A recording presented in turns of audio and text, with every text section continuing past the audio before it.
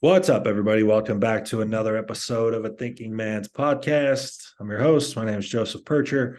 With me, as always, my good friend Tommy STILES.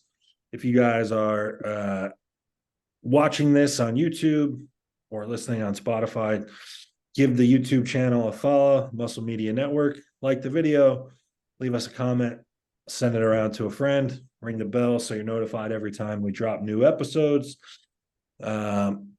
As always, this episode is brought to you by Kodiak Bodybuilding Apparel. Train hard, die strong. And we also want to take an opportunity now to promote the Patreon. Link for that will be below. That's going to be where Tommy and I are going to be putting our most raw and unfiltered content, just with the name of the game on some of these platforms with the censorship and deleting that's going on. Tommy and I are going to put our best stuff over on Patreon. And we're going to be coming at you guys more consistently there as well. So if you really want to keep up with what's going on, or if you want to utilize our podcast similar to a consult or a PED forum, that's how we're going to be using it. We're going to be answering all the questions that we get through Patreon on the show itself. So yeah, check that out. Tommy STILES, I've done a lot of talking already. What's up, buddy? How are you? Living, man. Life is good. Can't complain. So, yeah, just training, coaching. That's my life this year is get huge, get clients huge, get clients peeled. Oh yeah. Reps are in full swing. So I got first shows that are in April, and then it just keeps going from there. So Nice. And then your training's back to pretty much full force here now. Yeah. oh yeah, I'm in it. Nice. Yeah, How much you eating? plenty with a fixed gut though, so it's actually going down pretty easy. Nice. Yeah, all good things there, but That's a good new development. You feel like your appetite is better after all the stuff that you did? yeah, I don't dread food. Like I can just Mm, eat. But the things that I've noticed, at least for me, is like, and this may not last forever, but I just, the whole I don't eat off-plan meals. My body likes the same foods over and over and over. I have no sugar, no energy drinks, the only caffeine I get is from coffee or like caffeine tabs. I haven't been using pre-workout. Um, I'm focusing on sleep a little bit more than I ever have. But yeah, it's nice to not live bloated. I didn't know what that was like. So yeah. to be like have a completely flat stomach and eating like 1,500 grams of rice a day is wild to me, Yeah. just from where I was. So Yeah. Yeah. And then I'm sure all the mental has improved as well. I mean, there was a lot of stuff going on. So it's got to be rewarding because you took a lot of time and that took a lot of patience, man. Even watching it as a friend, I was like, man, he is putting a lot of time into this and it paid off. So, like things usually do when you play the long game. Um, so it is. We're coming up on contest season. A lot of preps are in full swing. A couple specific preps are coming down to the wire, and that's one of the things we're going to talk about. We are recording this. What do we got? It is February 20th. So I think we're something like 10 days out from the Arnold. And that's what we're going to talk about. We're going to do a little preview. I guess we'll probably do some predictions. So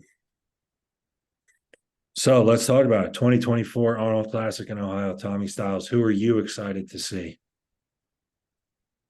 as a fan, almost everyone, but James Hollingshead is just someone who I've always aligned with from obviously the training intensity. He's old school. I just love how much he loves Dorian. It's just really he's almost like he keeps the spirit of bodybuilding alive. Like the meathead in him is like really shining this prep, and he's projecting all that. And I just really like following along with that because it helps me tap into like the younger me that got into it when I Mm, started seeing Jay Cutler and stuff. Probably the same for you. It's just like really cool, like that we're still as big of fans as we were, 15 years ago. So James, and plus he's looking insane. I think obviously I think he'll blow away his condition, his best ever. James, and this is my dark horse before we get into our predictions, but I think Antoine is gonna surprise some people. Looking pretty freaky. I know his legs kind of dominate his upper, but I saw a picture the other day where he had like cross veins in his back doing a side chest because you could see him in the mirror behind, and it was just I just love condition. I love when these guys are like digging. John De La Rosa looks improved to be his best. I think obviously Hadi and Samson are kind of in a league of their own in this show, but the mid-tier guys and like everybody behind them is who I'm really excited to see. And I mean, you get to see Hadi versus Samson round 2. They just went at it at the Olympia. It's rare that you see the 2 and the 3 from the Olympia at the Arnold. Yeah, almost never at this point in bodybuilding, almost never. And a close 2 and 3. I don't think it was, I mean, Derek and Hadi were 1 and 2, but Samson's right there. And so I'm gonna repeat a lot of the things you said. My number one storyline for me as a fan of bodybuilding is watching James. I like the way that he's kind of loosely documented the process and shown like almost the bare minimum, and I feel like it's almost intentional to get people to realize like this is the big shit that matters. Like he's not posting how he timed his growth hormone with meal 3 or any of these things. Like it's like, okay, right, I'm training back today, here's 405 barbell row, 150-pound dumbbell rows, and then I'm going to yank 6 plates off the floor at 3 weeks out where everything is striated. It's just real deal shit, and he's just not fucking around. I like watching the process too of him and Milos kind of playing the push and pull game of getting him into shape and having him looking like he's peeled at 3 weeks out, even it looked like, but then also they're fueling this big muscular dude where he's eating like a moose every 3 or 4 days. I just like seeing it done at a high level in a process that is outside of the typical spreadsheet that we see nowadays. Like you said, it's kind of old school, just meathead. And it's cool to watch. I think too, he's got a lot to prove, to himself, not to any of us, but just I think nailing it on a really big stage where there is 2 of the best in the world. He was vying hard even just to get the invite to this show. So, which is always an incredible honor as an athlete, I'm sure, to get the invite there. I'm curious to see what Raphael has done with his time off. If I'm being honest, the way that I've always viewed him is that he gets a little bit more credit, I think, than he should amongst the top names and the big boys. And there's been a lot of times where he takes time off and it's like, all right, now he's going away to put on size. And then he comes back and he looks relatively the same. So we will see this time if that is false and he really put in some work and comes back a different looking bodybuilder. I don't think it's any secret that his limiting factor is going to be size. He's a little bit of a taller guy, really great shape, but there's some big dudes in this lineup, especially if we're talking like trying to crack the top 3 or the top 5. If I had a dark horse, I don't know that it's necessarily a dark horse, but when compared to where he is in his career amongst some of the other guys, I think Marcelo Horse, MD, has a real chance to burst onto the scene in terms of his placing. Like I have gone back and forth in my mind about whether him or James finishes 3rd. I think that highly of him. I think he has a lot of weapons on stage compared to some of the other, like you described them as mid-tier, like American bodybuilders that we've come familiar with. Antoine, Shaban, John De La Rosa, Like we kind of know what to expect from some of these guys, whereas I think Horse could bring some weapons that some of these guys don't have, and he's got a big, crazy frame with shape.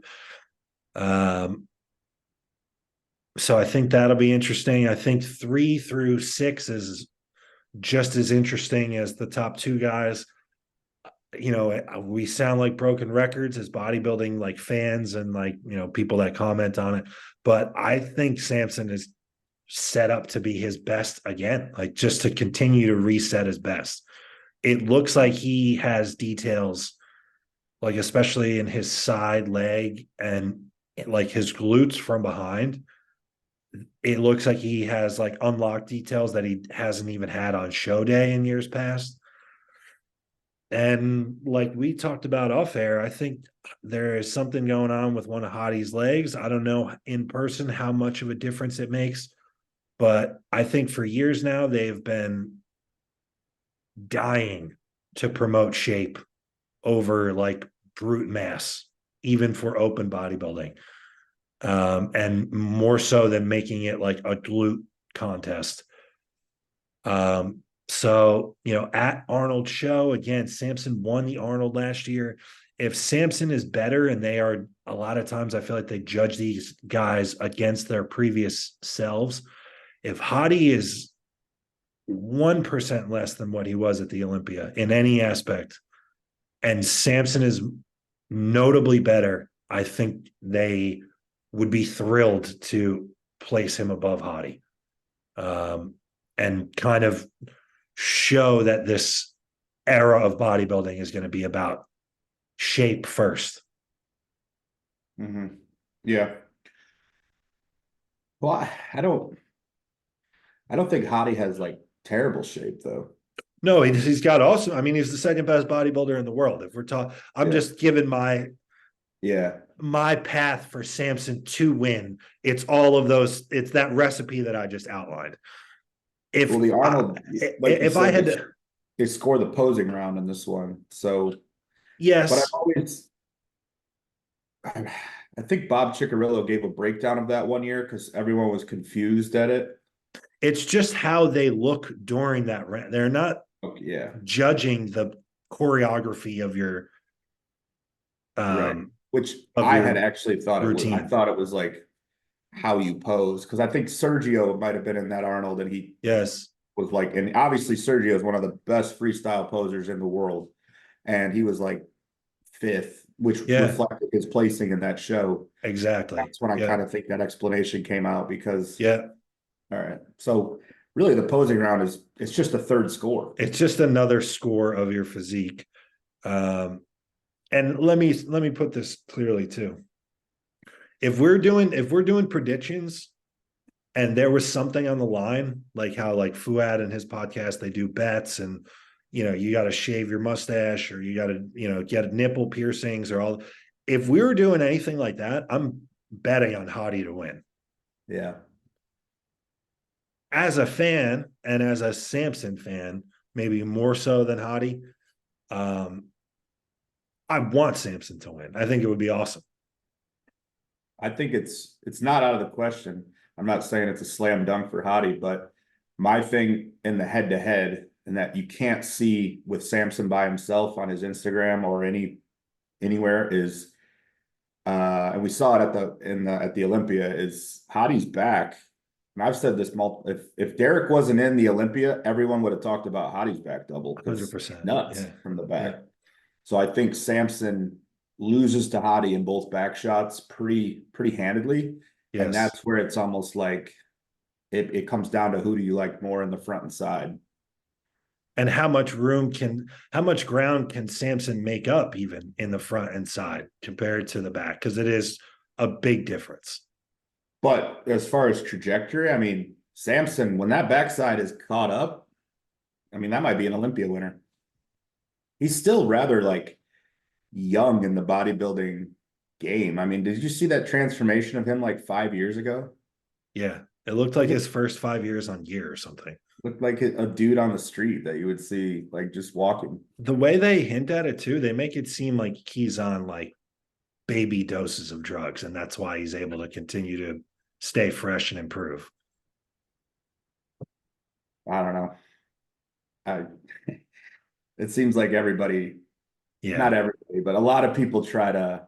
I don't know. I think if somebody caught James at the right moment and asked him, maybe if it wasn't even necessarily online, but I think he would fucking shoot it to you straight. I think the guys that are just being quiet about it are probably like that's the reality of it. Yeah.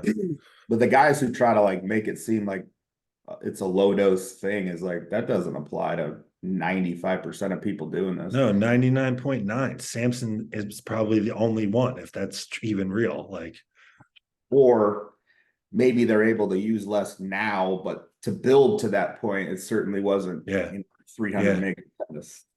I mean, yeah. we're not talking about that on this show, but Yeah, no, we'll get to that later on for the Patreon members. But okay, so if you were gonna give a top five, let's say we had some type of gentleman's bet on it, what do you got? well, so we got, I think the only guy I didn't mention is Justin Rodriguez is doing it. Akeem is I'll read it. Okay, I'll read them. So we have James, Samson, Akeem, Antoine, Shaban, Raphael, Marcelo, John De La Rosa, Justin Rodriguez, Hadi Chupon, and that's it. Actually, that's Hadi's last. There's a guy from here doing it too. He won the Arnold Amateur. What's He's his not name? Ramiko something. Bose or Yeah, maybe. something? Yeah, Yeah. Okay. he won't be a factor, but he is doing it. Um, And did he won the amateur last year? yeah, Oh, okay. Respect to him. That's cool. yeah, it's a cool hill. I mean, it's an experience most people will never have. Yeah. The cool thing about this show before I give is I realized as you said all those names, outside of Ramiko and Horse MD, every single person in the show has won pro shows. Yeah. That's rare that you get an like I'm talking everybody. Mm-hmm. Shaban, James, Akeem. I mean, Akeem's placed 6th at the Olympia. Like Yeah, he's won a couple shows. Antoine's even won shows. Antoine's won, Justin Rodriguez has won, James has won, John De La Rosa has won shows and been to the Olympia. Yeah. Yeah, So no, it's a quality lineup, no doubt about it. Especially a lot of good when bodybuilders. especially when factoring in two out of the top three in the world decided to jump into this, and then you have a pretty good depth behind it, like you said, all champions in their own right. So yeah, that's a good Yeah. point. But all right, top 5. I'm gonna go Hadi, Mm-hmm. Samson. Mm-hmm.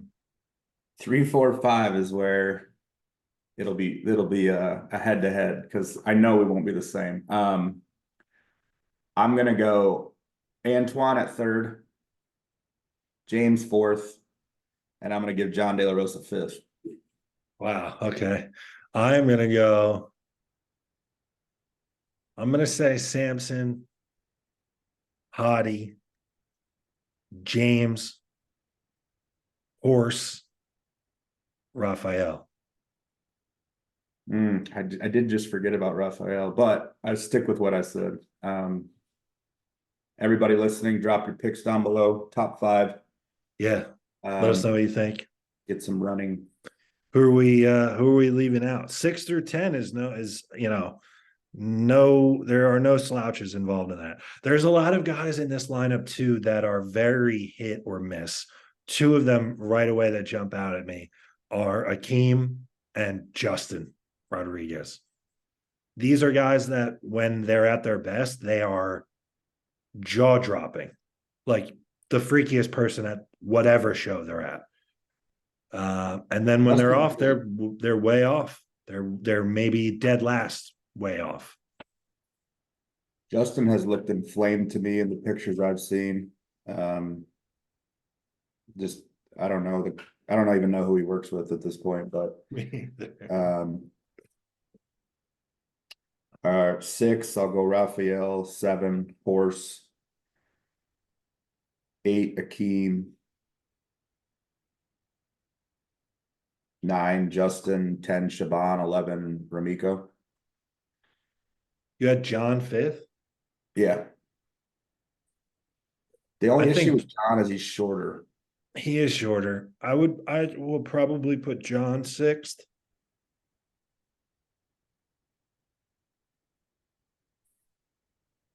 I would say John sixth, probably Antoine seventh, Shaban eighth, and I'm going to say both of those boys are off. So Akeem nine, Justin 10, and then your friend Ramiko.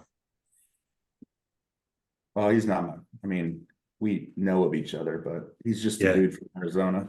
yeah. Does he train out there? Does he train at Muscle Factory? He trains at I'm Muscle rocking my Factory. I'm rocking my Muscle Factory shit right now. Shout out to Lance, right? Lance is the owner. Lance is the owner. Muscle Yeah, Factory Gym, Tempe, Arizona. Yeah, he trains there. So, I don't know where I was going. Oh, what do you? I mean, I can't get a good read on horse. What's his name? Marcellus. Marcelo. Marcelo. Okay, I don't want to call him horse, but uh, Marcelo. It looks like he's kind of freaky online, but he's gonna like in a lineup, he might get exposed for his weaknesses. He beat Nathan at his pro debut. I keep falling back on that because I feel like if Nathan was in this lineup, what would the excitement level be for him? I love Nathan, so No, I'm with you. That's my point. So it's like if this is a guy that in his pro debut, I don't know that he was even at necessarily his best conditioning wise, beats Nathan. He's right there in a lineup of some other good bodybuilders, including Samson. I think he's got freaky body parts, man. I think he's got crazy freaky body parts, and he's got really good lines too for such a big guy. In certain shots, like his side leg looks crazy. His quads from the front are crazy. His midsection is a little thick. I think I remember following him years ago and feeling like, man, this guy like must Photoshop his pictures or something. And he was quite a bit smaller back then. And he got big fast, man. Like I think he's still a pretty young dude, and he is like, a legitimate open pro at this point. he's from Brazil. Yeah. So I think that's one thing that hurts him. So if we're talking the shape direction and it's the Arnold, that could hurt him. In that case, maybe then Raphael is fourth and Horse is fifth. I almost don't want to put James third because I'm going to be upset if he's not, but I just feel like he's got too much to not be third. Like he's bringing crazy granite conditioning, and people forget how big of a person he is. Like he's our height. He's 6 feet tall and 260 pounds or whatever he is. And, the one knock is maybe he's not as wide at the clavicles, like his shoulders are not as super wide, but damn, that's a lot of muscle, dude. Yeah, he's got muscle. It'll just be interesting to see how everybody the telltale is guys next to each other. Yeah. Because that's where you really start to see strengths and weaknesses. I agree it'll be his best condition. And then there's always the X factors of peaking. Who's your coach? What's their experience? Yeah. Are they there with you? Are they Right. I think you have to see big guys in person. I mean, this is coming from someone who's never peaked a big guy, but Right. It just seems like these dudes are changing by the second. And you need to be ready to see them like in person and make changes. Yeah. So, And I think James and Milos have a good thing going, and we know that Milos will be there. Milos is like the most engaged, excited well, he's got 3 doing it, right? bodybuilding personalities. I think he has Marcelo as well. Yeah, and you have Hadi and Hani have always nailed it. Yeah. I never expect anything other than Hadi being absolutely nails. Sliced, yeah. Patrick Tour works with John De La Rosa. Yeah. Um, Neil Hill with Raphael. I have forgot that this whole year. Every time his name has come up, I forgot that he was working with Neil Hill. He left the seat. He was with Aceto for years. Years. I'm not sure how what I will say is he's always made improvements as far as density, but he's never blown out his waist. So, Yeah. fairly young. I think he's only 30 or 31. Yeah. Yeah. No, that's a fair assessment. But then I don't know, like I just don't feel like he's added a ton. Like, okay, like okay, if you're someone that hasn't blown out your waist and you do have this incredible shape, well, then adding a mild amount of muscle should look like it made a big difference. And I just never get that. Like I'm never like, man, he packed on a lot of progress. Like he really brought up this or this. Because it's not even necessarily a body part thing. It's just he just needs to be bigger. Yeah, no, I just think, yeah, with that frame, I think at the rate and as young as he is, I think he's still, 3 to 4 years away from, James Yeah. is 5 years older than him. Mm. John De La Rosa is an older guy. Akeem's like a lot of these guys are a lot Yeah. older. Yeah. And if he hasn't, the good thing is he hasn't blown out his waist. His health seems to Yeah. be in a decent spot. So Yeah. maybe he's doing what we always say and just playing the long game. Respect to him if he is. I mean, he's right on pace. I mean, fuck. He did place 10th at the Olympia, so Yeah. Yeah. I mean, most of these guys, we've talked about it. Most of these guys weren't at their best or even winning like the top shows that we remember some of these guys for until they were in their late 30s anyway. I mean, how old was Sean Roden when he finally won the Olympia? He had to have been 40.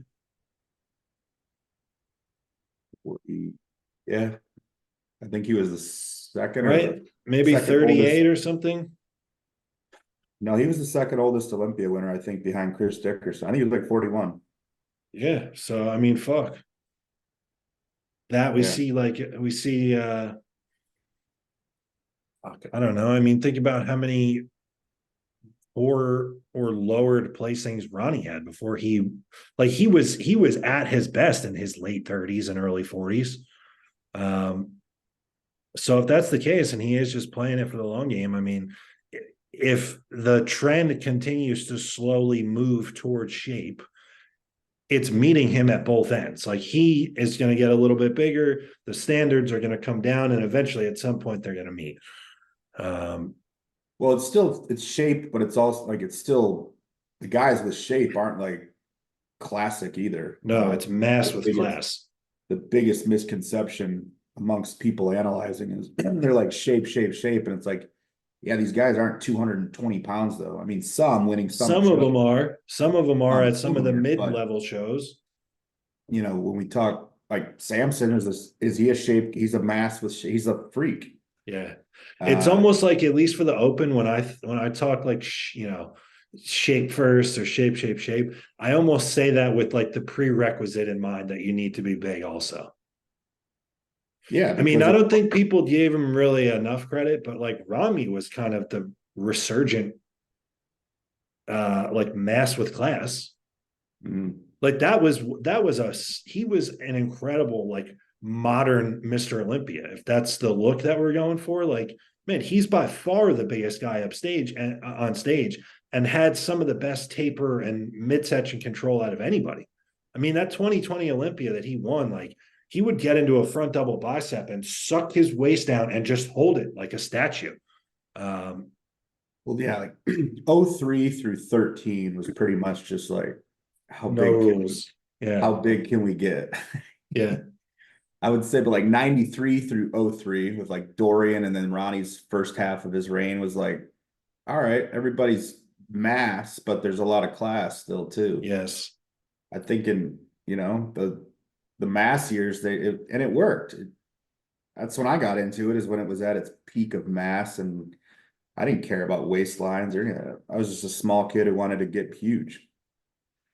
I mean, obviously, PEDs are part of the of every era of bodybuilding, but I almost think of like that era of bodybuilding almost as like the steroid era of baseball. Like it was just like there's no rules and everyone's just going to be fucking enormous. Like, well, it wasn't the same because it was the same. Yeah. you know those were the Hail Mary years of McGuire, Yes. Sosa, Roger Clemens, all those Barry guys. Bonds. When baseball was at its peak, in my opinion. Yes. Yeah. All right. I think that's a fair little wrap up before we start getting on any rants or getting wildly off topic. So yeah, just to recap, like the video, guys, share it around, leave us a comment who you think is going to be in the top 5 at the Arnold Columbus. If you're looking for more of our content, exclusive content that you can only get in specific spots, check out the Patreon, check out the Facebook group. And until next time, we are out.